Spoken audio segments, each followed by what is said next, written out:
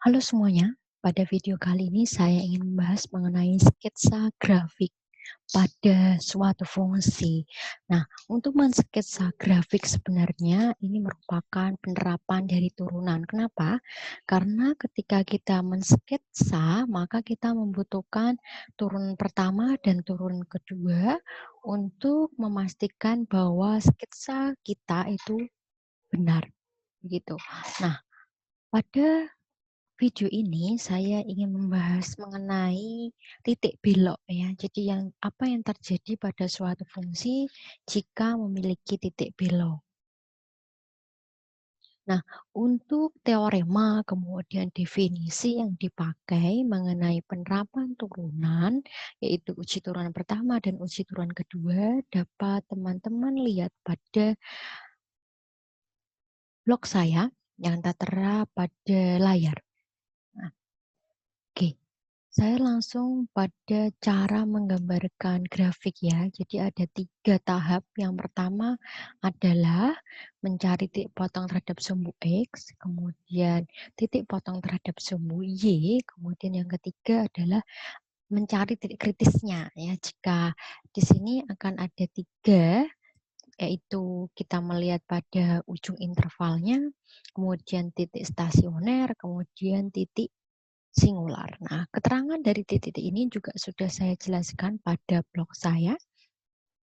Nah, kita langsung saja pada suatu fungsi di sini Y sama dengan X pangkat 4 min 4 X pangkat 3 dengan X-nya lebih besar dari sama dengan min 2 dan kurang dari sama dengan kurang dari sama dengan 5 dengan X-nya elemen bilangan real. Nah, ini akan kita sketsa pada Kartesius. Nah, bagaimana caranya? Nah, kita satu persatu ya. Yang pertama adalah titik potong terhadap sumbu X. Nah, titik potong terhadap sumbu X itu berarti kita mencari Y sama dengan 0. Nah, soal tadi itu adalah X pangkat 4 min 4 X pangkat 3 sama dengan 0 ya. Nah, kita bisa keluarkan si X pangkat 3-nya menjadi X min 4 sama dengan. Nah, di sini berarti X-nya sama dengan 0 atau X sama dengan 4. Nah, sehingga titik potong terhadap sumbu X ya.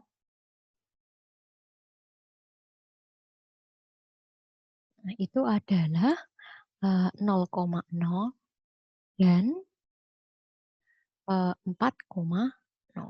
Nah, 2 titik. Kemudian titik potong terhadap sumbu Y berarti kita mencarinya adalah untuk X yang sama dengan 0. Nah, perhatikan soalnya itu adalah Y sama dengan X pangkat 4 min 4 X pangkat 3. Nah, sehingga kalau kita masukkannya 0 dikurangi 4 kali 0, maka hasilnya tentu saja Y-nya sama dengan 0. Sehingga titik potong terhadap sumbu Y itu adalah 0,0. Gitu. Nah, kemudian langkah yang ketiga itu adalah mencari titik kritisnya ya. Nah, kemungkinan titik kritis itu berada pada 3 ini, diantaranya yaitu ujung interval. Nah, tadi ujung intervalnya untuk X-nya itu adalah min 2, maka ketika kita masukkan ke dalam Y, di mana Y-nya tadi itu adalah X pangkat 4 min 4 min 2 pangkat 3.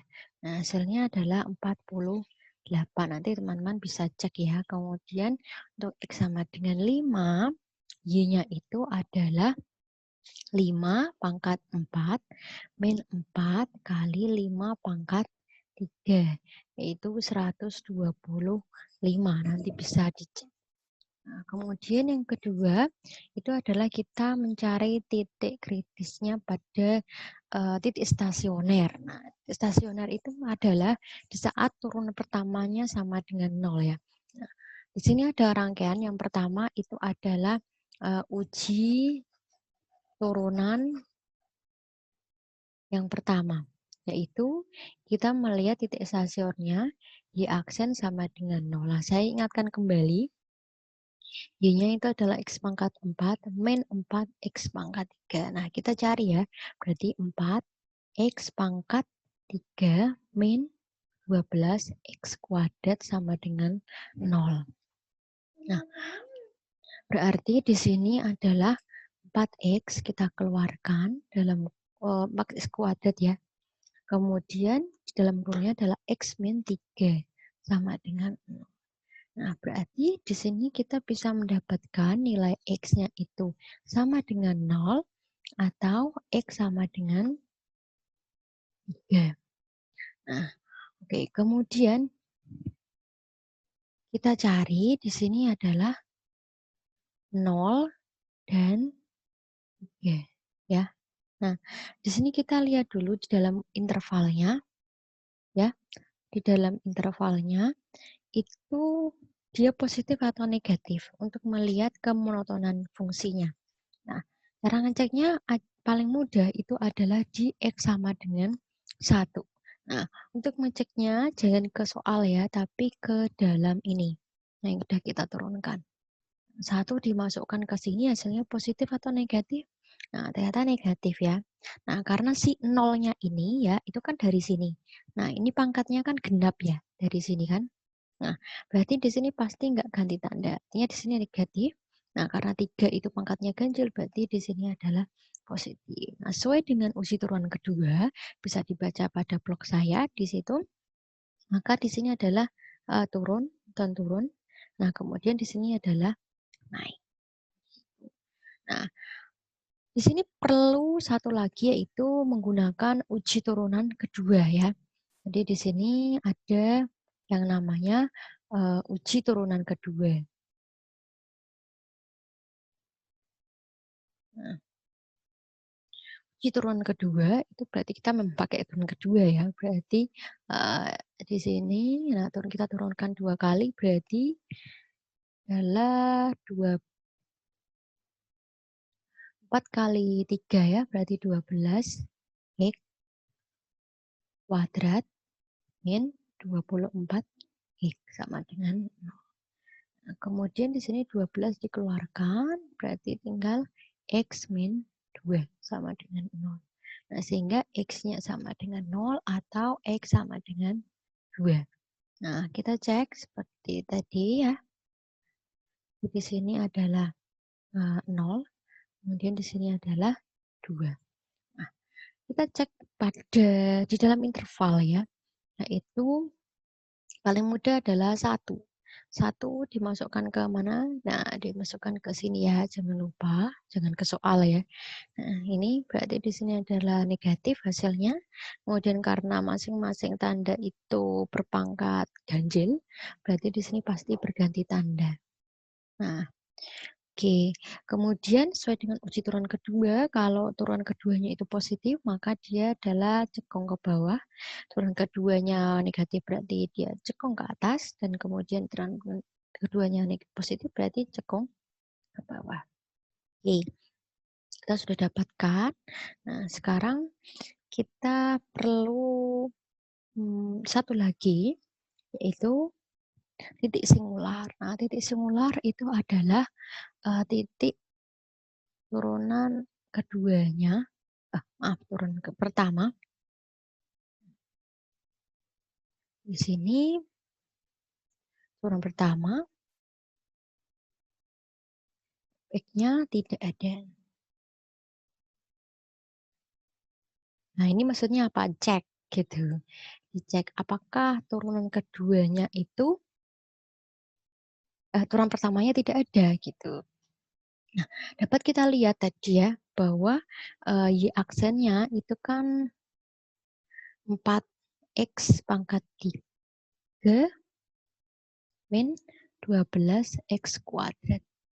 Nah, ini kan selalu ada ya untuk setiap domainnya tadi. Nah, sehingga di sini akibatnya apa? Bahwa fx-nya itu ada. Nah, sehingga yang ketiga itu berarti tidak terdapat titik singularnya. Karena setiap titik pada domainnya itu selalu ada turunan pertamanya gitu. Berarti kita langsung lanjut kepada sketsa.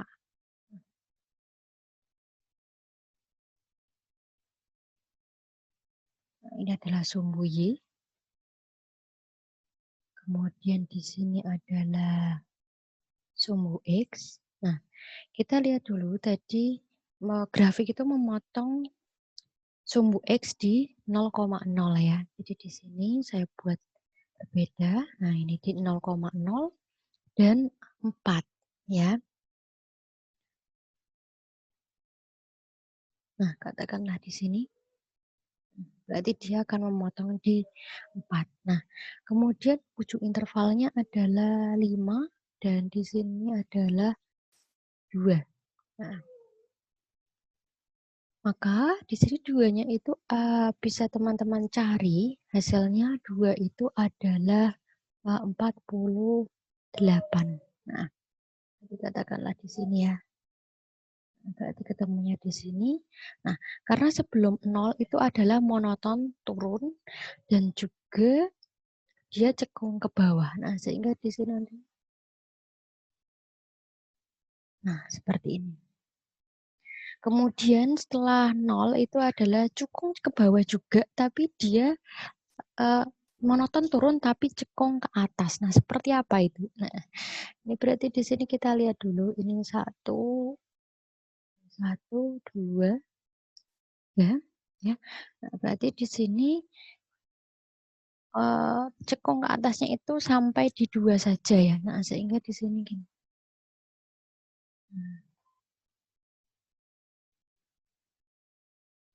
Nah, itu.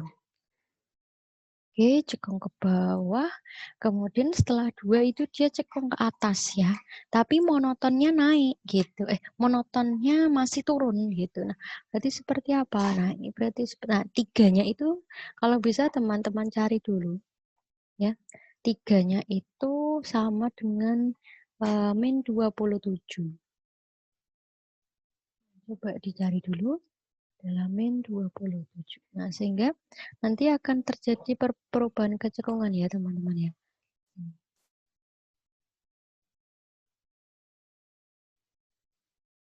Nah, seperti ini. Ini adalah sketsanya. Nah, oke, kemudian 5. 5 itu dengan 125. Nah, katakanlah ini nanti dengan 125 ya. Berarti gini. Nah, gini. Nah, oke, sketsanya seperti ini ya, teman-teman. Jadi ini kan tadi turunan keduanya itu positif. Nah, berarti kan dia benar ya cekung ke bawah. Kemudian setelah 0 itu adalah cekung ke atas karena dia negatif. Kemudian setelah 2 itu adalah cekung ke atas, cekung ke bawah. Berarti di sini kan positif. Ya. Nah, sehingga di manakah letak dari titik belok itu? Ya, ini saya tunjukkan. Sini ya saya berikan merahnya, yaitu di 0 dan 2. Nah, inilah titik belok. Jadi titik beloknya itu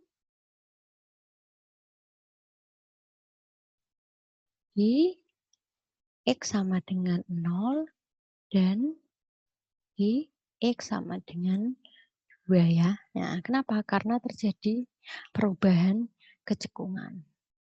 Yang ini gitu ya.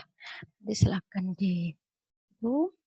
Kalau misalnya halusnya sih ya saya grafikan lagi. Berarti di sini adalah cekung ke bawah, kemudian pindah lagi ke cekungan, kemudian turun lagi, kemudian dia naik. Nah, seperti itu. Nanti coba bisa digambarkan lebih halus lagi. Baik, silakan jika ada yang mau ditanyakan dapat ditulis pada kolom komentar. Terima kasih, semoga bermanfaat.